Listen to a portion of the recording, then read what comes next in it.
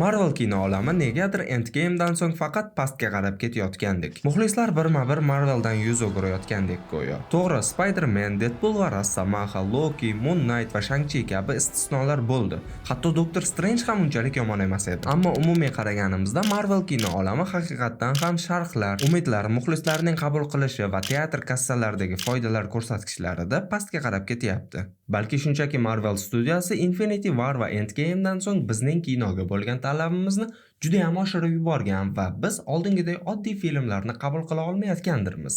To'g'ri, bu ham juda kichik sabab bo'lishi mumkin, lekin qanday qilib mana buni Ты знал? Что именно он нет? Неувиливый Роджерс. Ты знал, ну? Да. mana bunga tenglash mumkin. Who was way cooler than you were attractive. Xullas, o'tgan videoda Marvel o'zini qanday sindirdi mavzusiga muxlislar tarafdan yondashgan edik. Qahramonlar ochib berilishi va syujet to'g'risida gaplashgan edik. Bugungi videoda esa studiyaning o'zida nima bo'ldi, pandemiya Marvelga qanday qiyinchiliklar olib keldi va studiyaning ssenaristlari nima chekkanki, so'nggi yillardagi seriallarni yozishda kabi savollarga javob izlaymiz. Siz chakmaganingizni isbotlash uchun video tagidagi laykni adashmasdan to'g'ri bosib qo'ying. Biz esa Marvelga qaytamiz.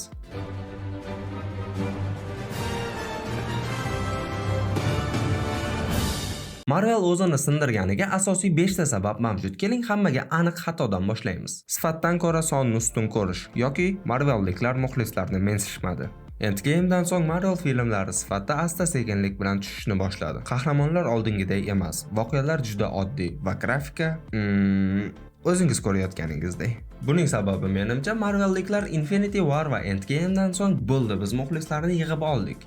Endi ularga nima bersak ham yeb ketaveradi kabi strategiyani qo'llashdi. Chunki biz biladigan Marvel Ironheart, Agatha, She-Hulk, Echo va boshqa shu kabi proyektlarni chiqarmagan bo'lardi deb o'ylayman. Va ba'zi mishmishlarga qaraganda Marvel, Thor, Sevgi va Momaqaldiroq filmi va Chumol odam Quantumania filmlarini muxlislar juda ajoyib qabul qiladi deb o'ylashgan. Agar bu rost bo'lsa, demak aniq Marvelliklar muxlislarni mensishmagan. Umuman olganda Thor va Chumol odamning so'nggi filmlari unchalik yomon emas, lekin ular avvalgi filmlar darajasida emas. Shunchaki proxodnyaklar. Ular kinoteatrlar kassalarida ham unchalik yomon natijalar ko'rsatmagan, lekin Marvel kalla qo'yish ustida alohida ijod qilgan film bu Marvels filmi. Aniq bilaman, filmni ko'pchilik oxirigacha ko'rmagan va hatto treylerning o'zidanoq ko'rishni istamaganlar qancha. Butun filmdan faqatgina X odamlar cameosigina esda qoldi. Buning sababi hech qanday seksizm emas, chunki agar personaj yaxshi ochib berilsa, muxlislar uni qabul qilishiga hech qanday seksizm, rassizm va hattoki rang-barang bayroqlilarni yomon ko'rish ham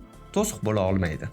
Bunga oddiy misol Kalmar o'yinidagi Trans. To'g'risini aytsam, ko'pchilik bu personajni yaxshi qabul qilishdi va soqchilarga qarshi qanday kurashganini ko'rgach, deyarli hurmat qilishdi ham. Undan tashqari, Alisa chegara hududida serialdagi Kuina Hikari personaji ko'pchilik Kuina trans ekani ma'lum bo'lgunicha u personajni qabul qilishga ulgurishgan edi. Va Kuinaning trans ekani ma'lum bo'lgani muxlislar orasida Kuinaga nisbatan deyarli yomon fikr uyg'otgani yo'q. Marvel bo'lsa LGBT, feminizm va qora tanlilarni tippa qo'llab-quvvatlagandek har bitta proyektga asabga tegadigan darajada tiqishyapti. Xullas, off-topic ketib qoldim. Shuncha gap bilan nima demoqchiman? Agar personaj yaxshi ochib berilsa, uning minuslari unchalik ko'zga ko'rinmaydi. Marvels filmidagi asosiy personajlarning 3 tadan 2 tasining kelib chiqishi ulardan bittasi umuman eng past baholangan seriallardan biri. Bu xuddi uyga vazifaga o'xshaydi. Biz yangi film chiqardik, uni tomosha qilish uchun mana bu 2 ta serialni tomosha qilib keling. Nafaqat Marvels, balki ko'plab filmlar bilan shu ahvol. Uyga vazifalar juda ko'p. Muxlislar xuddi barcha seriallarni ko'rishga majburdek go'yo. Yetmaganiga proyektlar ham avvalgi fazalarga qaraganda ko'proq. Ko'p! Shu joyda birinchi sabab ikkinchisiga qo'shilib ketadi. Pandemiya yoki streaming platformalarining rivojlanishi. Pandemiya boshlandi, barcha uyda o'tirish kerak. Deyarli hech kim kinoteatrlarga bora olmaydi. Aynan shu vaqt streaming platformalar o'zining qadrini juda katta oshirib oldi. Asosan kinoteatrlar uchun filmlar suratga olishga o'rganib qolgan Marvel kabi studiyalar uchun esa bu davr juda og'ir keldi desak ham bo'ladi. Pandemiya tufayli premyera sanalari o'zgartirildi. Ko'pchilik streaming platformalariga o'tib ketdi. Suratga olish qiyin va hokazo. Ko'pchilik kabi Disney ham Disney Plus'ga ko'proq proyektlarni joylashni ko'zladi, ammo unda yetarlicha manba bo'lmagan va qo'l ostidagi barcha studiyalardan tez va ko'p seriallar yetkazib berishni so'ragan. Tabiiyki, Marveldan ham. Ana undan keyin Disneyda ssenarist, grafika va montaj ustalari yetishmovchiligi boshlangan. Undan keyin nima bo'ladi? Albatta, premyera sanalariga ulgurish uchun ishlarni chala bitirtirish ko'payadi. Chala bitgan grafikalar, chala bitgan ssenariylar va boshqalar. Bu holat nafaqat seriallarga, balki kinoteatrlar uchun ishlangan filmlarga ham juda katta ta'sirini ko'rsatdi. Va ko'plab filmlarda grafika va ssenariy unchalik yaxshi emas. Undan tashqari pandemiya tufayli sana o'zgarishi Spider-Man va Doctor Strange filmlariga katta ta'sir o'tkazgan. Premyera sanalari o'zgarishi tufayli Spider-Man uyga yo'l yo'q filmi Doctor Strange'ning ikkinchi qismidan oldinga chiqib qolgan va ikkala filmlarga ham o'zgarishlar kiritishga sabab bo'lgan. Masalan, dastlabki rejada Amerika Chavs Spider-Man filmida Tobey Maguire va Andrew Garfield o'rgimchak odamlarini o'zga olamlardan olib kelishi kerak bo'lgan. Chunki agar Doctor Strange birinchi taqdim etilganida Spider-Man voqealari vaqtida Amerika Chavs asta-sekinlik bilan o'z qobiliyatini boshqarishni va sehrni o'rgangan bo'lar edi. Premyera sanalari o'zgartirilgach esa endi net yo'q joydan sehr qila oladi va balki Doctor Strange filmi Spider-Mandan oldinroq chiqqanida unga bunchalik toshlar otilmagan bo'larmidi va balki katta muvaffaqiyatli proyektlardan biri bo'lar edi. Marvel o'zini qanday sindirganiga 3 va 4-sabablar. 3-sabab mas'uliyatsizlik. 4-sabab hamma o'zi bilganicha ishlashi yoki asosiy yo'lning yo'q ekanligi. Endgamegacha Marvel barcha narsani oldindan rejalashtirib va mana shu rejaga qat'iy amal qilish bilan ko'p narsani juda ajoyib tarzda eplardi. Endgame'dan so'ng esa proyektlar nihoyatda ko'payib ketdi va ularning barchasining ommaga taqdim etilish sanalari qat'iy qo'yilgan. Ana endi na ssenaristlar va na grafika ustalari o'z ishlarini maromiga yetkazib qila olishmaydi. Yetmaganiga suratga olishni tezlashtirish uchun post production, ya'ni effekt va grafikalarga tayanib real kadrlarni kamaytirish ko'paygan. Undan tashqari ssenariy yozib 2-3 marotaba qayta ishlov berilib, keyin aktyor va aktrisalar bilan birgalikda yana qayta ishlov berilib, ana undan keyingina suratga olish ishlarini boshlash o'rniga ssenariy to'liq yozilmay turib deadline'ga ulgurish uchun suratga olishni boshlab yuborishni Marvelliklar odat tusiga aylantirishdi. Va yana Disney ssenaristlarga beriladigan oylik maoshdan tejab qolish maqsadida ssenaristlar hali ssenariylarni oxiriga yetkazmagan payt ishdan bo'shatgan ham degan mish-mishlar ham tarqalgan.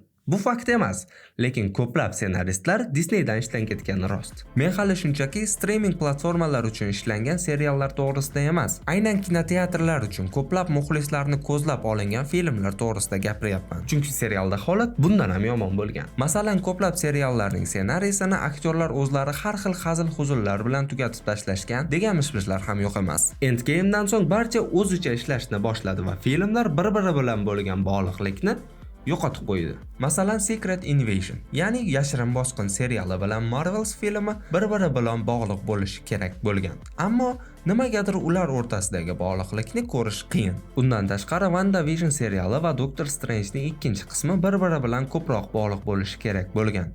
Biroq buning iloji yo'q edi. Sababi Doctor Strange'ning ikkinchi qismi ustidagi ishlar hali WandaVision serialining ustidagi ishlar to'liq yakunlanmagan vaqt boshlangan. Va Doctor Strange ijodkorlari WandaVision seriali qanday yakunlanishini ham bilmagan. Va undan ham yomonrog'i, WandaVision serialining ssenaristi serialning so'ngida nima bo'lishini o'zi ham bilmagan. Yuqorida aytganimizdek, Marvelliklar serial so'ngini suratga olish jarayonida shunchaki to'qib tashlashgan. Hatto Moon Knight ssenaristi hali ishlar to'liq yakunlanmagan vaqt survorgan degan gaplar ham internetda tarqalgan va Marvelliklar yana biz o'z to'g'risi xursand bo'lishimiz kerak. Loki, Daredevil qayta tug'ilgan, Moon Knight kabi seriallar yaxshi chiqqaniga. Chunki bunchalik mas'uliyatsizlik vaqtida bunday proyektlar yaratish oson ish emas. Mening fikrimcha, Loki roli ijrochisi Tom Hiddleston, Moon Knight ijrochisi Oscar Isaac va Daredevil ijrochisi Charlie Coxlar barchasi o'zining yetarlicha darajasiga ega aktyorlar va ular bemalol Miss Marvel, Iron Heart, She-Hulk ijrochilaridan farqli studiyaga o'zlarining shartlarini qo'ya olishadi. Hatto Daredevil qayta tug'ilgan serialdagi Charlie Cox va Punisher ijrochisi Jon Berntalning ijrosiga bir ahamiyat bering. You lost him, didn't you, Red? It's not about him. Then say his name. It's not about him. It's not about him. Ah, for Christ's sake, say his name. Say his name, you coward! Say his name! It's not about him. You hate yourself. He's eating you up because you ain't done a goddamn thing about it. Oh, God damn it, God damn you. sorry. I apologize. What are you sorry for? First honest thing you did, Red. It's not about him. No. Okay. It's all about him. He talks to you, doesn't he? Hear his voice. You do, don't you? Every time I start moving, I still hear my little boy. I see him. And I hear his voice. He says, get him, Daddy. Every last single one of them, get him. That's why I do what I do. That's why he's eating at you. That's why he's eating at you, because you know you didn't do a goddamn thing, and it's gonna keep eating at you. It's gonna keep eating and eating and eating. There's no getting away with it, you understand?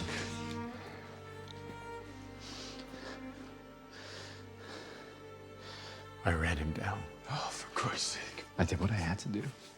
And I let the system take care of the rest. Oh, you and your goddamn system. You and your goddamn system.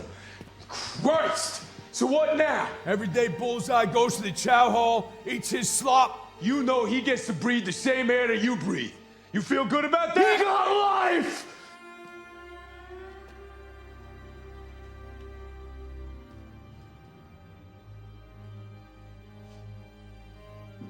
How about old Foggy? He got life. Foggy. He was the kindest, purest soul I ever met.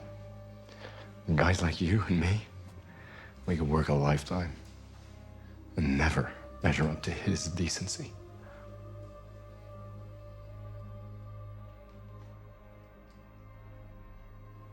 Goodbye, Frank.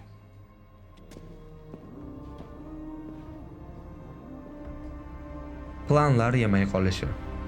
Marvelni bu juda qattiq qiynagan sababi Marvel Endgamegacha Kapitan Amerika, Thor, Temir odamni boshqa qahramonlar bilan almashtirish niyati bo'lgan. Bu qahramonlar Falcon va Iron Heart emas edi. Sababi ular Marvelning kelajagi sifatida Spider-Man, Black Panther va Kapitan Marvelni o'ylashgan va ular Marvelning yangi kuchli triosi bo'lishi kerak edi. Umuman olganda ular uchalasi ham bunga loyiq edi. Agar bu amalga oshganida Marvel kelajagi ancha boshqacha bo'lgan bo'lardi va Marvel hozir eskilarning barchasini qaytaribgina muxlislarning e'tiboriga qayta erishishni o'ylamayotgan bo'lardi. Ammo Chadwick Boseman vafot etdi. Kapitan Marvelni esa muxlislar yoqtirmay qolishdi. Spider-Manni esa sudda ota-onasi talashishni boshlashdi. Marvelda Spider-Man personajining qanchalik muvaffaqiyatlarga erishayotganini ko'rgach, Sony Spider-Manni Marveldan chiqarib olib, o'zining kino olamiga qo'shishni xohlab qoldi va Marvel va Sony Spider-Manni talashishni boshlashdi. Chunki hammamizga ma'lum, Spider-Manning egalik huquqi Sonyga tegishli. Shu sabab Marvel hatto Spider-Mandan ham unchalik ko'p foydalana olmasligini tushundi. O'zini qanday sindirdi mavzuyimiz hali davom etadi. Keyingi videoda DC o'zini qanday sindirdi degan savolga javob izlaymiz. Shu sabab kanalga obuna bo'lib qo'yishni unutmang. Undan tashqari videolarimizga like bosib, izohlardan bizni qo'llab-quvvatlayotganlarga katta rahmat. Telegram kanalda barcha postlarga reaksiya qoldirayotganlarga alohida rahmat. Telegram kanalda siz barcha yangiliklardan boxabar bo'lishingiz mumkin. Silka pastda yoki ekraningizda QR kod. Videoni oxirigacha ko'rganingiz uchun rahmat. Charchamang. Uliday